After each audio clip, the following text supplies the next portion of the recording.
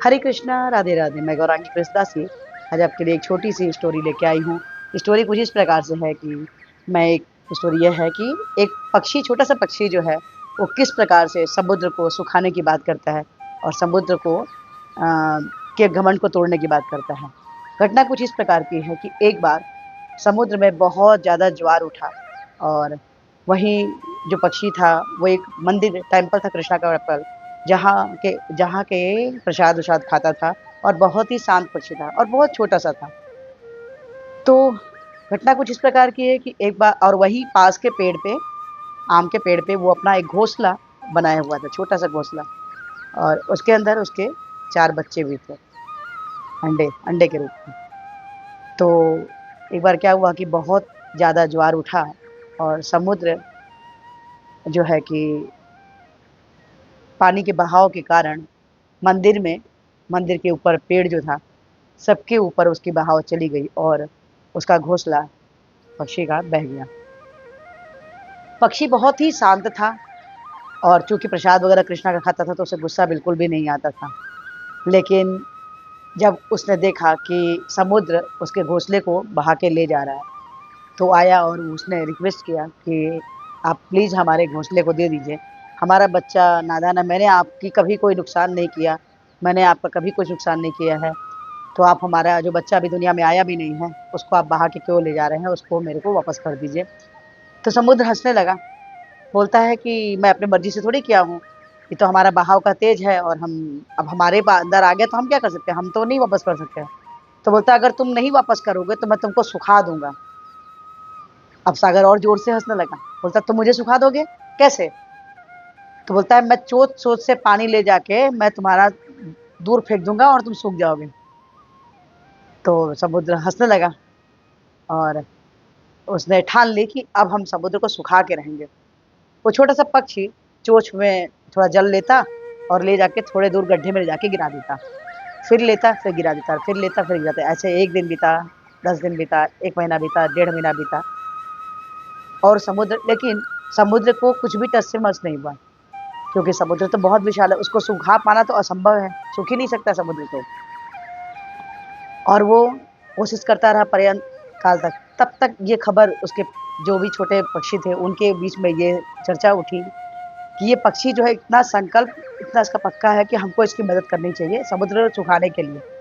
वो छोटे पक्षी भी मिलके समुद्र सुखाने के लिए चोंच में जल भरते थे और दूर ले जाकर फेंक देते थे, मगर समुद्र को कुछ भी नहीं होता था। अब कुछ दिन बीते, लेकिन अभी भी समुद्र का कुछ नहीं हुआ और वो खूब हँसता था। लेकिन वो छोटा पक्षी लगातार प्रयास कर रहा था कि मैं समुद्र को सुखा के रखूँगा, इसका घमंड मैं तोड़ूँगा। अब ये खबर, उड़ती-उड़ती खबर, जो बड़े-बड़े पक्षी थे, पक्षीराज, उन लोगों तक ये समाचार पहुँचा। तो वो लोग बोले कि हाँ, ठीक है, हमारे हम उसके जात के नहीं हैं, लेकिन हमारा कुल तो एक ही है ना, हम बड़े हैं, हम प्रयास करेंगे, मिलके उसका सपोर्ट करेंगे, उसके समुद्र सुखाने के लिए, क्योंकि उसने कसम खाई है कि वो उसका घमंड तोड़ेगा, पक्षी।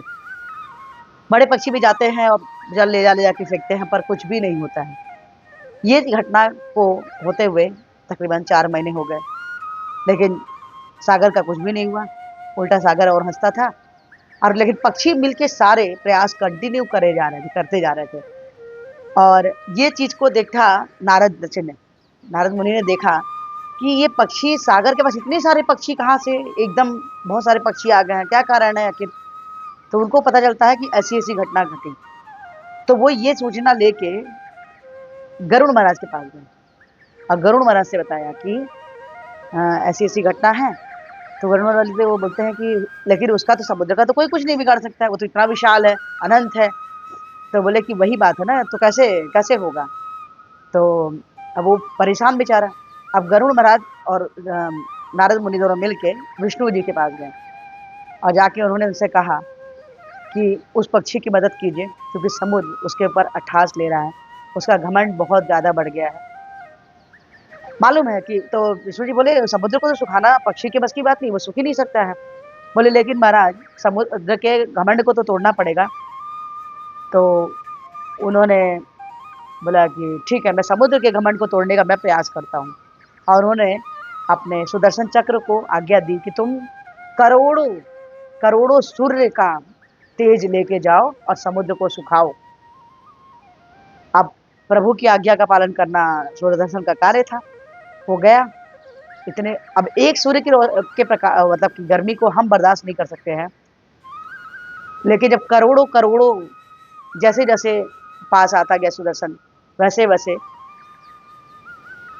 सागर तिलमिलाने लगा और सूखने लगा। और उसने सुदर्शन से बोला कि आप मुझे क्यों सुखाने का प्रयास कर रहे हैं? पशु पक्षी मर जाएंगे, हमारे पक्षी अंदर के जो जलचर जो हैं वो मर जाएंगे।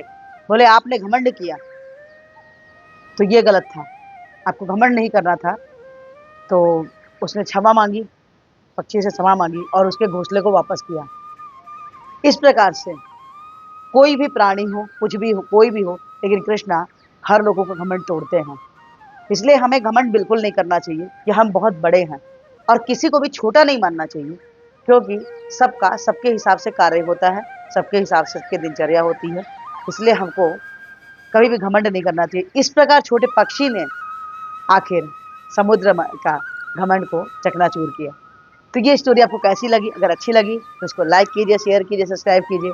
और इस वीडियो के माध्यम से मेरा एक विनम्र निवेदन है कि हमारे आचार्य शिला प्रभुपाद हमें हरे कृष्ण महामंत्र इस कलयुग से तरने के लिए बताया। वो मंत्र को जिस प्रकार से है, हरे कृष्ण कृष्ण कृष्ण हरे हरे, हरे राम राम राम हरे हरे। हरे कृष्ण महामंत्र जपिए और कृष्णा के सबसे प्रिय बच्चे बनिए। आप इस मंत्र को अगर एक माला करते हैं तो आपके जीवन में बदलाव आने चालू हो जाते हैं, और आपको एक हफ्ते के अंदर धीरे धीरे रिजल्ट आने चालू होते हैं। और आपको अच्छा लगता है तो 1 से 2, 2 से 4, 4 से 8, 8 से 16। अगर आप 16 माला जप करते हैं तो आप कृष्णा के सबसे प्रिय बच्चे बन जाते हैं, और कृष्णा आपके ऊपर अहेतु की कृपा, एक विशेष कृपा करना चालू कर देते हैं, जो कि हम लोगों को बहुत जरूरी है ये कृपा पानी, क्योंकि हम लोग मनुष्य तन पाए हैं। तो आप हरे कृष्ण महामंत्र जपिए और कृष्णा के सबसे प्रिय बच्चे बनिए। हरे कृष्णा, राधे राधे।